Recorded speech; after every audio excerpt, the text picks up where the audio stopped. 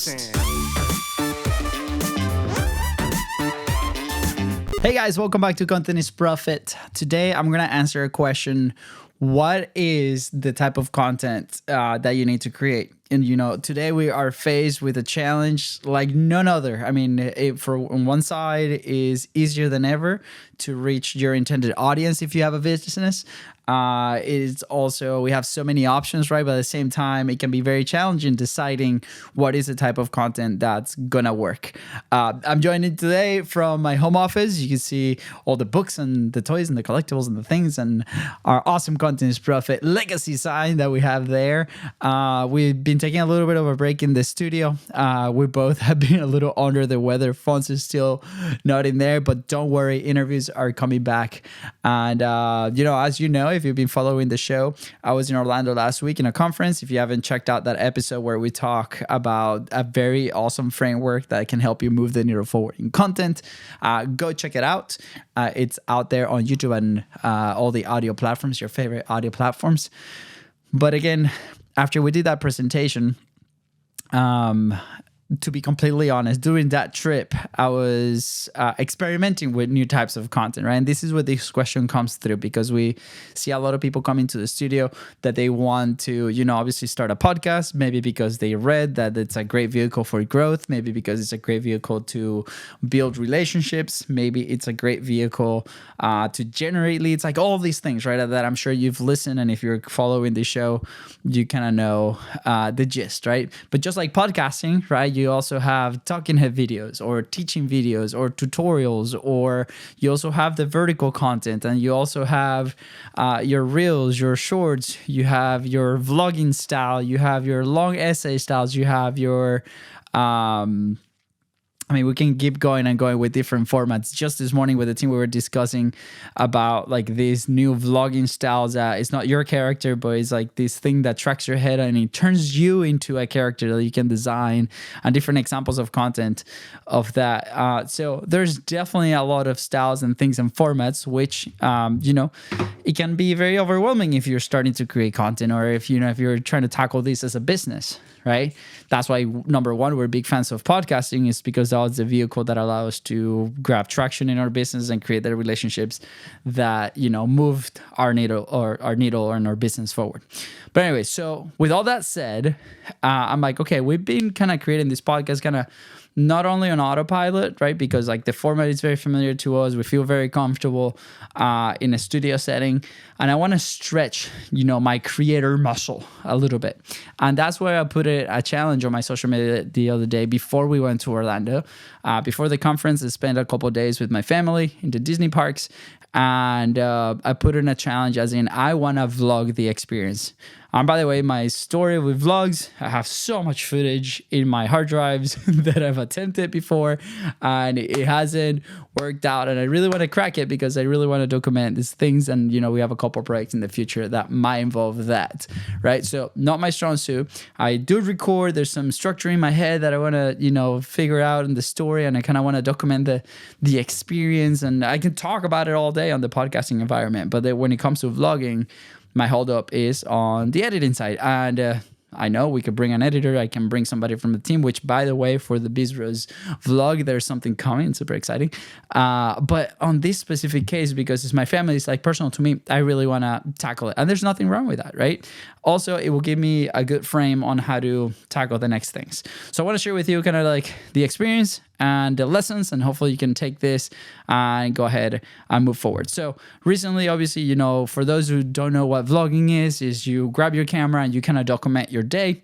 There was the boom on YouTube a few years back where a lot of creators kind of grew their audiences by documenting their days and starting doing like crazier and crazier things. In my specific case, I want to document like very cool experiences with my family, with my kids, with my wife, and kind of share some lessons along the way. It's a little bit of a personal project. So with that in mind, there's some structure that we need to follow and some rules that we need to establish, right? And I didn't know this until I actually started executing. I'm more of the person that, jumps in, starts doing, and then, debrief and has these versions of it, right?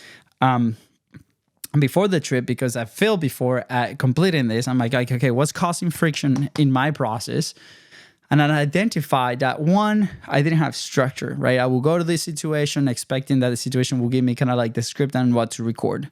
So I didn't have structure. So that what caused that is I would record the entire day. I'll have a ton of footage. Maybe I didn't really know how to connect it.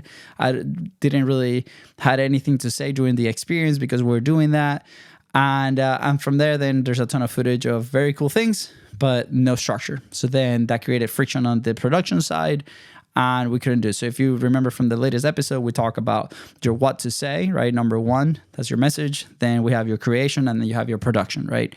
Those are the first three stages. So on the what to say, I didn't really have a script. I'm like, I'm just going to go and kind of film the experience and see what comes up. Then on the creation process, we're in there with our cameras, maybe cameras or phones or different devices, right? And we're documenting the experience, but we couldn't maybe really enjoy the experience because we're trying to figure out like what angle do I shoot these, or like there's nothing structure, and it was a little bit of a chaos, right? And then on the post-production side, on the production side, when we're time to edit, then we have all these hours and hours of footage, and then to organize it is just like really challenging. So those were my friction points that I identified before I went into this new thing. So with that said, I was like, okay, I'm gonna go to Disney. I want to document this, maybe as a lesson. So what's the thing? What's the message, right?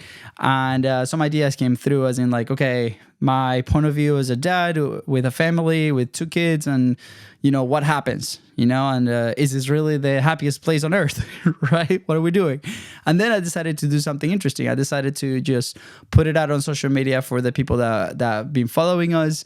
As a question, be like, hey, I want to stretch my muscle as a creator. I want to do this. And I got some very interesting answers. And then from those answers and ideas, I decided to grab one. So shout out to Think Media. There's a video that they have of like the new age of vlogging.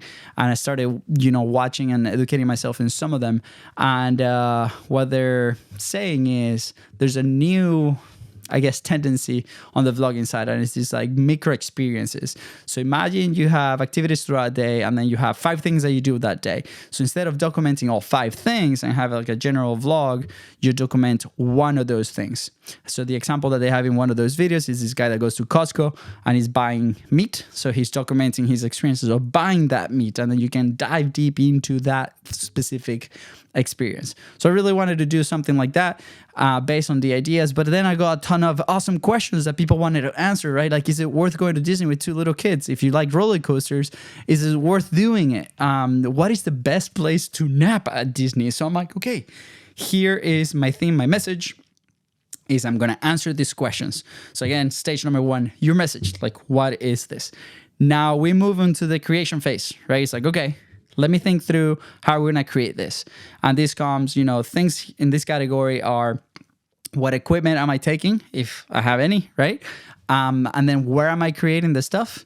And then how am I actually creating? So obviously, we're being very blessed that we have a ton of equipment. So deciding, and I also love to shoot with a ton of stuff. So I was like, okay, should I take my DSLR camera, which is, where I'm recording right now?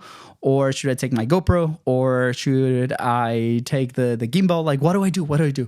So obviously a DSLR camera, super awesome quality, but maybe a little bit big for the park, right? I wanted something mobile, something to do that. The GoPro in the past is good for certain shots or action shots, like it's meant to be, but maybe for vlogging it's not too good because it overheats. So I ended up using my phone with a Blackmagic camera application, which I highly, highly, highly recommend. So if you have any iPhone, the cameras on those things are incredible.